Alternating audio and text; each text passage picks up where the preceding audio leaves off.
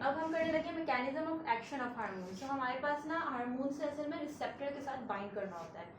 Receptor के साथ bind करने के लिए ना अब हमारे पास रिसेप्टर की पोजीशन डिफरेंट लोकेशंस पे होती है। या तो सेल मेम्ब्रेन की सरफेस पे हो सकती है।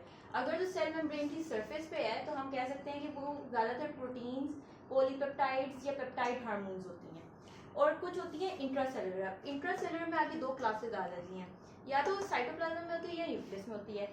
इंट्रासेलुलर साइटोप्लाज्म में जहाँ हमारे पास रिसेप्टर्स होंगे वो स्टीरॉयड हार्मोन्स के लिए, और जो न्यूक्लियस के अंदर हमारे पास रिसेप्टर्स होंगे फॉर द हार्मोन वो होंगे थायराइड हार्मोन के लिए। अब हमारे पास इन रिसेप्टर्स की ना अप रेगुलेशन भी हो सकती है, डाउन रेगुलेशन भी हो सकती है। Majorly most of the time जब हार्मोन की कंसंट्रेशन या एक्टिविटी ज़्यादा हो जाए तो हमारे पास activity of the receptor decrease हो जाती है। In that process is called down regulation of the receptors.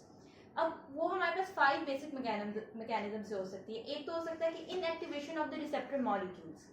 Second mechanism है कि हमारे पास इंट्रासेलुलर सिग्नलिंग मॉलिक्यूल्स की इनएक्टिवेशन हो जाए। अब इंट्रासेलुलर सिग्नलिंग मॉलिक्यूल्स हैं कौन से, उसमें हमारे पास EMP या कैल्शियम वगैरह आ जाएगी। वो सेकंड मैसेंजर है, वो हम आगे पढ़ेंगे।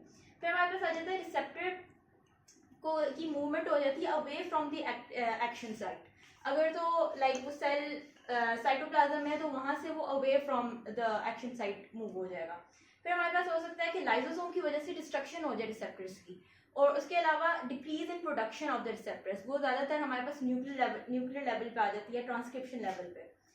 कुछ हार्मोन्स जो होते हैं वो अप रेगुलेशन भी करा सकते हैं। अब अप रेगुलेशन कैसे होगी, बिल्कुल इन सब का ऑपोजिट कर लें। Activation of the receptor molecules, activation of the intracellular signalling molecules, और एक्शन साइट की तरफ अगर रिसेप्टर को ले जाए तो मेजर पार्ट क्या है कि the target becomes sensitive to stimulus. अब टारगेट क्या है, जो भी हमारे पास रिसेप्टर है साइटोप्लाज्म की न्यूक्लियस में, और स्टिमुलस क्या है, इसमें हमारे पास हार्मोन हो सकता है कोई भी।